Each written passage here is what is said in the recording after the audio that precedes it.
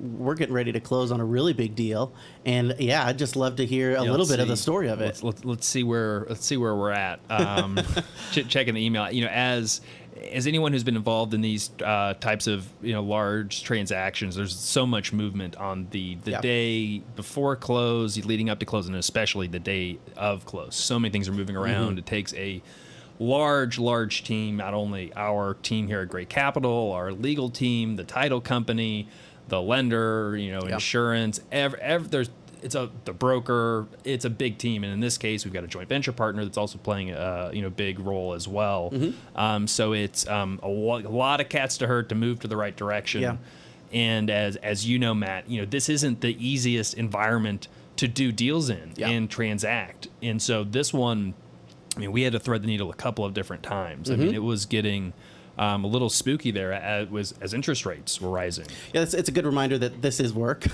Yeah, to do it. It's not just you call people and like, yeah, I'll do it, and then you get them to sign. It's like, no, you've got to actually do some work and prepare some things. Yeah, there's a lot of work. More so, it seems like with this deal than ever before. We've had to really to really negotiate, I think, and to figure out what kind of things that we could contribute and in order to get the contributions from other people. Well, we put the project under contract, under LOI back in early March, I'd say, and so the world has changed quite a bit from early March to today. Yeah. And the biggest one is interest rates moving, and we saw huge swings in interest rates. Not only the 10-year Treasury, this is a fixed rate loan, which is that's indexed to the 10-year Treasury, but also kind of the floating rate loans that are based on SOFR, which are more closely tied to the Fed funds rate. And that really kind of limited options, not only in terms of what the interest rate would be, what kind of loan that we felt comfortable with, because we didn't really feel comfortable with a lot of short-term floating rate debt right now. Yeah. Not because we didn't want to have to be in a bad position in 2 years, having to refinance at a much higher interest rate, and maybe not be able to pull cash out, not knowing where values are going to be. We'd much rather set it up for a longer duration to really remove interest rate risk and kind of timing risk, and with a longer time horizon, we can really increase our chance of success rather than I'll get it figured out in 2 years or we can be in a bad spot. Is this about predicting what the interest rates is going to be and kind of locking in a favorable rate, or? Well, for us, it was the risk profile was much more advantageous to the deal to lock our interest rate in right now, even though that meant going with a lower loan to value. We were already looking at doing a lower leverage deal just because that was just kind of the return profile and risk profile we were looking for. I think the loan to value, it's sub 70, kind of in between the 65, I think right around 65% loan to value. Okay. A lot of apartment deals, I would say many, especially kind of in the syndication world, are kind of 75 to 80% loan to value. Yeah. That means a lot more money that you have to bring to the table, especially on a large deal. We're talking, we can't give the exact purchase price, but it's north of 50 million, under 100 million, kind of right there in the middle. So we had to bring around $30 million in equity to get the deal done.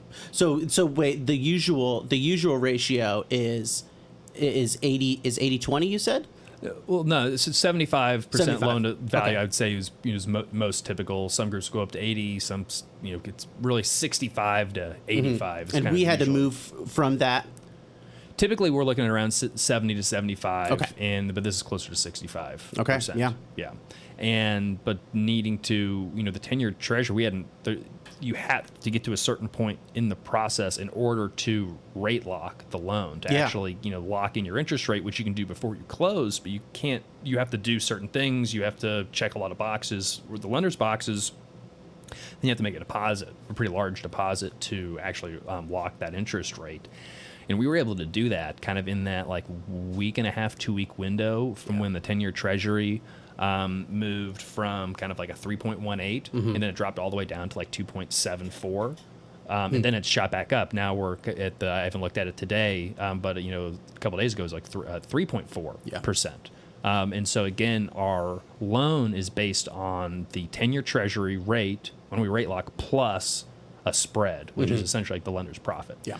And so the spread stays the same, but wherever that the tenure is, that can greatly influence your rate. So talking about, a 274 all the way to, 340, that's a huge swing. I mean, that's a 0.7%, Yeah. 0.7% interest rate, change in what you'd be paying, almost a full point different. Yeah. Compared to between those two. So we were able to lock in at a really good, favorable rate, lower than what we thought we were going to be able to at one point. But there was a period when rates did move up before we had locked, where we saw our loan proceeds being reduced significantly, Yeah. because the more debt service or the more mortgage payment that you have to pay every month, that leaves less room.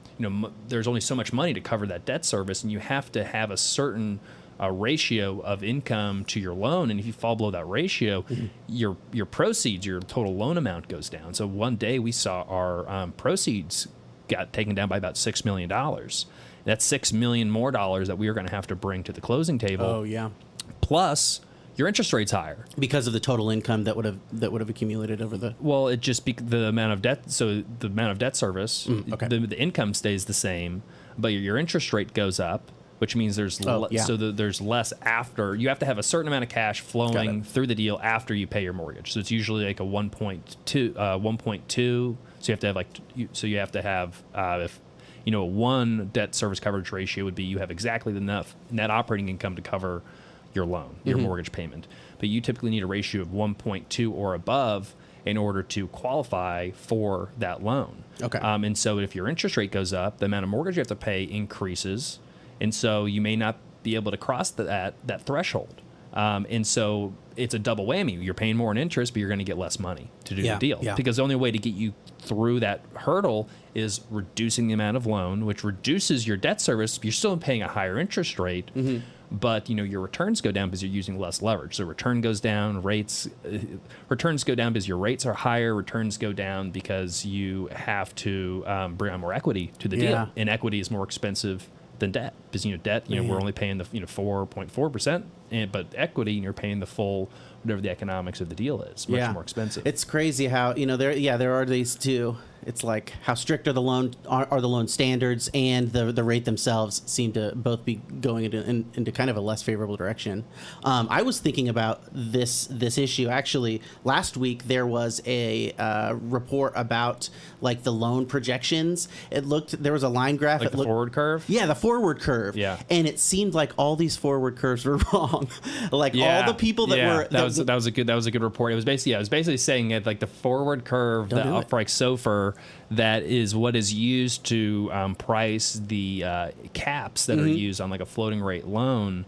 There's a good track record of those forward curves just being wrong. Yeah. It was like people were forward curving at the top of the rates and just continuing on. It's assuming whatever kind of the recent past is going to always continue, and things change. And now I think the forward curve right now today is showing that SOFR, Fed funds rate and SOFR could be up in the 4% range. So again, if you were on one of the a bridge loan, that the SOFR was at 0.05% a couple months ago, and so you were just paying your spread, which call it 300 basis points or 3%. So you're basically paying like 3%. Like that's a pretty good deal.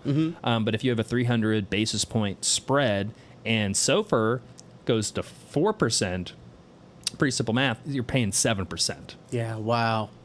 And not many operators, I think, were underwriting. They may be paying 7%. Now, that's the forward curve. To your point, is usually wrong. But hearing Jay Powell from the Fed speak, that's kind of where they're targeting as they continue to bump the Fed funds rates. 50 basis points or 75, whatever they decide they're going to continue doing. They're going to keep going to that kind of 4% unless they break the economy before then. Which is the plan.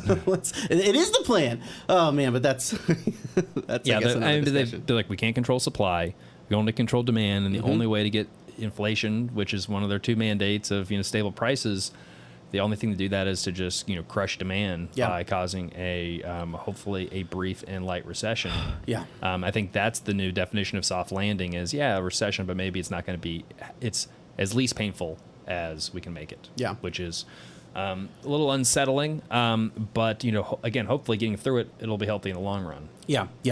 I think so too. And I keep thinking about alternatives, and And I think that we're in a good space, housing in general. Yeah, the existing assets. I mean, we're still seeing, as well, we report on every week. I mean, the fundamentals for multifamily are still very strong. I think I can see just this again. It's the psychology of people they won't be able to pay, even if they can pay a little bit more. They will flat out refuse. Yes, because I keep just hearing anecdotally from people now, being like, my rent just went up by $1,000. Someone from Chicago, my rent just went up by $1,000. People are talking about it. And then it just puts a freeze on other spending. I mean, I was going to go on a 30th birthday trip still am to Vegas with my sister-in-law, and she had a bunch of friends that they were like, yeah, we'll be there. We're coming. Like, we will absolutely be there. Let's help figure out all the details. And then all of a sudden, like yesterday, they're like, all three of them were like, it's just too expensive. I'm like paying for, well, in their case, they were like, I'm paying for my 2 weddings or my vacation wedding. And if I can't afford to go on the trip, I'm like, well, okay, well, that's maybe you problem. But it's a psychology of like, we have to watch our wallets right now. Yeah. My rent just went up. I could have done it, but my rent just went up. 5 other things went up. I don't know if I'm going to have a job. There's just a lot of uncertainty, and the price increases is catching up, and people are really starting to feel it. And so again, of how much, incomes are also going up, as we'll look at in a little bit, but it doesn't, you feel the prices go up more than you feel your income go up. I agree. So it comes back to the psychology of it all. And that's a bigger driver, as we've talked about multiple times in the show, of inflation. Psychology is much stronger than anything.